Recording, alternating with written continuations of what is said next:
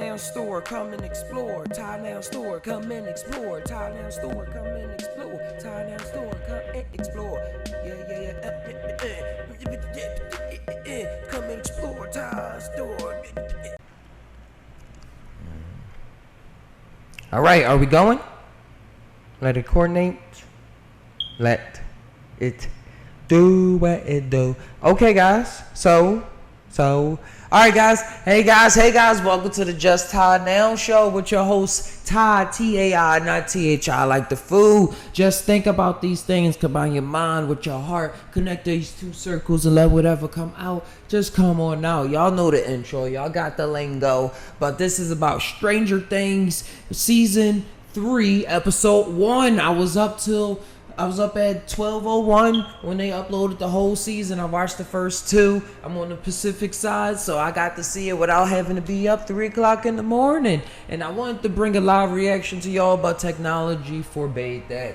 So guys, man, thanks for tuning in. It was awesome. It was awesome watching it. It was good. It was worth the wait. I like little breaks in between. Get to not be totally obsessed with something, but still keep it on your mind and let life events happen, because these shows is correlating with me with just what's going on with life, not in general, but on a big epic scale. So we jump back into the first one. We jump back into the first episode of the season, and we see that Elle and Will are together.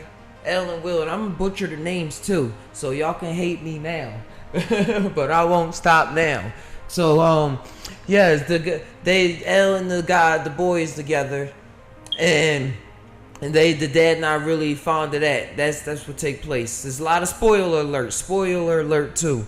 A lot of spoiler alerts. But the dad don't like the relationship between the two. But they've been together for 6 months every day. It's having a toll on the friends' relationship too. And the other guy, the chubby one, he just got back from summer camp. So he was gone for a month. So he hasn't been really playing with the squad. So, when people not really there, like their stand-in start fading a bit. You still love the person, you still love them, but just for the fact that they're not there, is like their place lessens a little bit, and how the game is playing out that y'all want to play at the moment, because y'all can't keep saying, oh man, we gotta wait for him to come so we can do this. How we usually things start forming and formulating different, and them being kids, they just now realizing all of these emotions for the first time, experiencing. They could have realized it on TV or something, but now they're actually experiencing these emotions for the first time. I'm starting to see that that's what season 3 goes over a lot. It's digging a lot into the kids' relationship more so than what's going on with the adults. At least the first 3 episodes that I've seen so far. So also what's been going on, I'm not nuclear reactor, but the Russians, or as some people speaking in Russian. We don't know if they in Russia or in America yet as of the 3rd episode, but they had this huge, it reminded me, if y'all saw Spider-Man, the multiverse one, the Spideyverse one, when they had the Hadron Collider type thing. The Hadron Collider didn't look like, but the particle accelerator, and they shot it and they opened up a wormhole. They had this thing and they was testing it out. They were shooting it at a wall, trying to open up to get that creature that we saw in season 2 was sealed away by Elle herself. They tried to open it back up, but it didn't have enough power.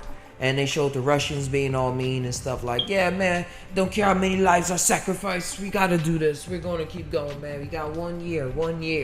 And it was so cool. What else happened? Oh, I was about to say the girl with the curly hair. Y'all know what I'm talking about. The girl that got the hair all niced up now. She working for the Sleezers at the news company. And her boyfriend is the photographer. They working at this news company. It's not that relevant that much in the first couple episodes, but you start seeing though how things start coming along by the 3rd episode, and we're gonna keep seeing by the 4th, see what happens, because this news reporter, this news outlet is gonna be something that's gonna allow her to get these get these. Y'all see. I don't want to ruin that part. But as long as dealing with what's going on in the nether regions in the other world, the upside down world, as they title it in Stranger Things. That's as much as a hint as we got now. And Will was getting some scratches on his neck, and that was a cool thing too. In the second episode, I believe that it was a big rumbling. All the electricity went out, and they had the cool black girl in her squad.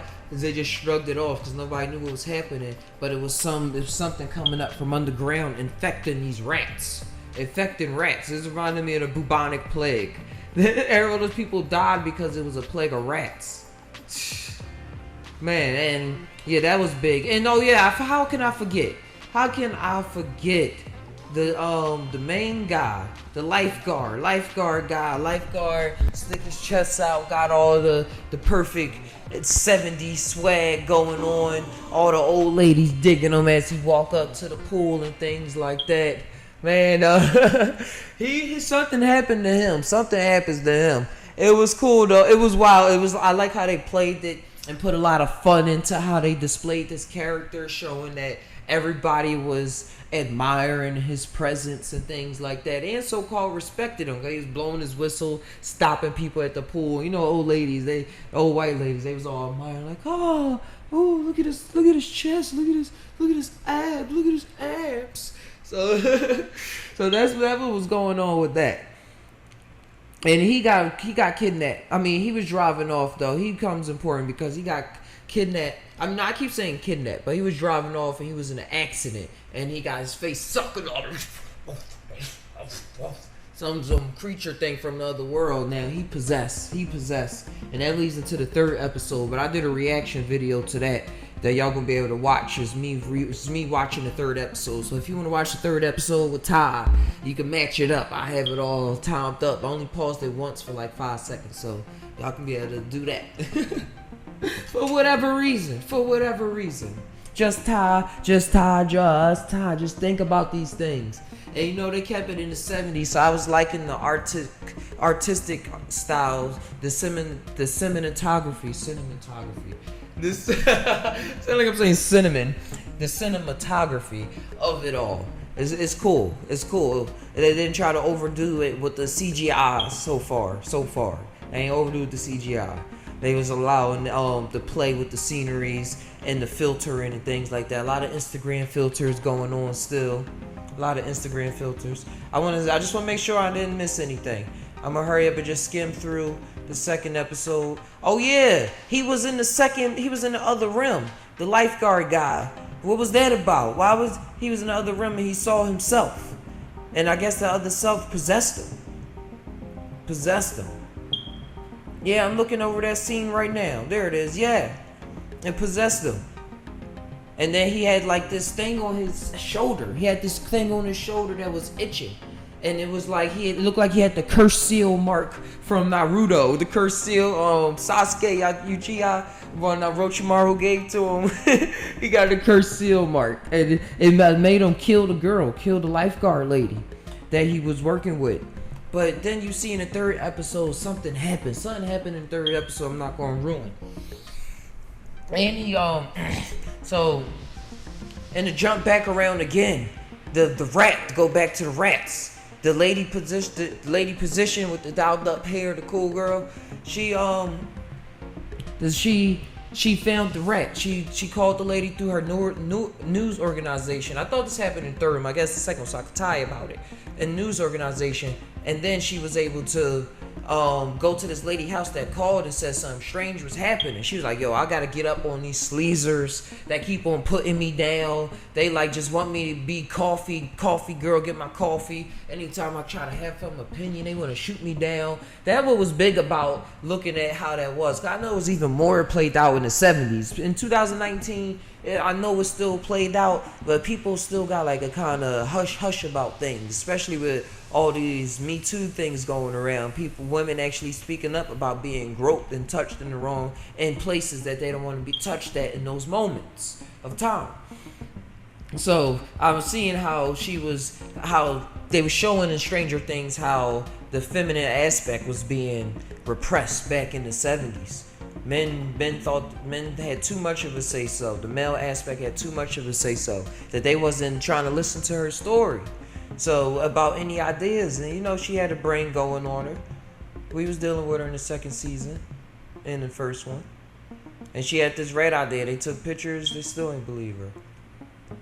And the cop cracked me up in this episode because they ain't really giving him that cop role so far. They show him more like being a dad. Just doing the dad things. I got a daughter myself, so when it comes to the father thing and the boys and all of that, it is a huge balance that the mom was trying to teach him to go forth with. Because he was like, man, I got to break these people up without, break this boy right from my daughter, but without causing trauma for the future, and they come and backlash on me and all these things. So that was cool, interesting to look at, because when you really push your daughter too far, they really do the opposite. Even with males, they go and do the opposite. But especially with daughters, try to keep too much of a tight leash on them, man, they be the biggest freaks.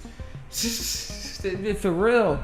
And when you don't, anybody that's not really able to express themselves, feeling like a freak on a leash, check out the Korn song. I used to listen to that song. Check out and if you ain't like the heavy version, check out the one with Amy Lee. I like that one. It was on MTV Unplugged. Freak on the leash. You can't do that. You can't do that. That's why you see by the end of the episode, she started hanging out with her friend, the redhead girl, the redhead ginger girl, and go out to the mall. You see how she never went to the mall? She didn't know what she actually liked and things like that. I saw that as me, like, oh, I'm doing this because this is things I like. Like, I wasn't really expressive. I was real trapped in my head a lot growing up. And that's how Elle was. Cause you saw she was literally trapped in her head so that they can perform experiments on her. They ain't want her to have no kind of outside life or nothing. A lot of us is shunned out from the world, and we shunned ourselves in the technology and all. Well, a lot of traumatized circumstances in our life perpetuate those moments, and you start getting bipolar, manic depressive states, and all of them things. But when you start coming back in the world, especially when I started dealing with psychedelics, shout outs to the mushroom, shout outs to LSD.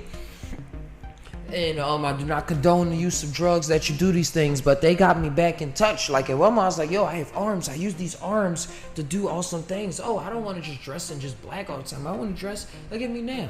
Look at me now. Right now, I'm in yellow. I'm in yellow right now. Like I would never done that in the past. More expressive, like more here to earth, instead of saying, oh, I'm misunderstood, nobody understand me, or nothing like that. It always takes like one good friend. Or for me, a couple good friends. For me, psychedelics, what I'm saying. Sometimes it's still when you get older, like I'm 28. I look like I can play in Stranger Things. Holla if you need me. But I'm actually 27 years old. So I'm just now getting to this. I'm just about a couple years ago. I'm just now getting to being expressive here instead of being so trapped in the head. And that's what was cool about Elle too. What I was telling about how they showed how she's coming down to earth and she's like real shy, but she has a lot to say and she has a lot of emotions. And like she says something, she's really saying it. She ain't just wasting her breath. Like I feel that energy. I feel that tiredness. She combine her mind with her heart and let whatever come out. Come on out. We big babies, man. A lot of people lose the kid in themselves and they don't have like good emotional programming skills going on because they shut off from their emotions. Like people on the opposite spectrum. They shut off from their emotions. People that seem to be always here. Like if we want to use 3D language, like say a lot of people just exist in the 3D. They think that this little me is all that existed forever. So they go off, they work, and they probably get the good career. They probably get all this money and things, and a lot of things that they so-called materialize wanted. Then it's the other people that was always trapped in their head that didn't know what they always want in their life, but always felt a kind of coolness within themselves. They always felt cool when they was by themselves. Introverts, you know that term? But then when you combine the two, you get an artist. Like artists really is magicians. If you want to go real esotericness, the magicians is the one that had his hand above and one hand below. And he's in the middle using his tools on the table to conjure up things, to do things. and being of this world, in this world, but not of this world. It's a lot of sayings throughout different cultures. And now we see Elle doing this. Elle is doing this, and you see her being expressive with her pink and swirly 70s style. The 70s style, what is that? Shoulder pad shirt going on, dress going on. And just being her and learning what she likes without having her dad tell her what to do or being under her boyfriend that she's been under for the past 6 months. A lot of us we program from birth. As soon as we come out the womb, and they like, yo, this is your name, child, this is your gender, this is what you do with your life, this is your parents, this is how they live economically, this is how you gonna live economically. You can't change it up. It is what it is, and it is what it is. But then once you comfortable with what it is, for real, comfortable in yourself, that's when you go out and make some change in the game, make some change. And still, it's a lot of growing up, and that's what we seeing within myself, and that's what I'm seeing within Elle. That's what I'm seeing within Elle right now. Within the whole crew, because they all growing up and learning what that really means. You can talk on that all day, but until you tie in and that tie experience really come, man, shape you up, whip you up into shape. But that's what I got now. That's what I got for today, guys. I'm not going to drop any more spoilers. Be sure that y'all go check this all out. And be sure to... wait. That was the last thing. The Russians. They built a satellite and they intersected a signal from the Russians. They intersected a signal from the Russians. It's only hinted on in the second episode. But the guy the boy that was at the camp and came back, he now with the green hat, he now knows. He wrote down the message, and with the guy at the ice cream shop and this other awesome lady that's now about to join the crew full-fledged, they're breaking this code, trying to see what's happening so they can intercept some kind of package. We're gonna see. But until, guys, man, we all tie, but do we really tie? Sometimes I don't know, dude. Sometimes I really don't know. If you like this video, drop a like, subscribe for more. Check out the other previous videos, man. And be sure to tie always. Don't be afraid to talk that tie, guys, man. Just tie. Adios.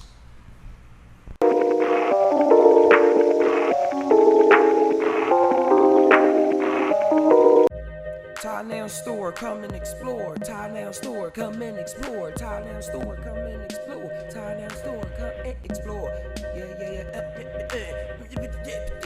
Yeah. Come and explore Tie Store.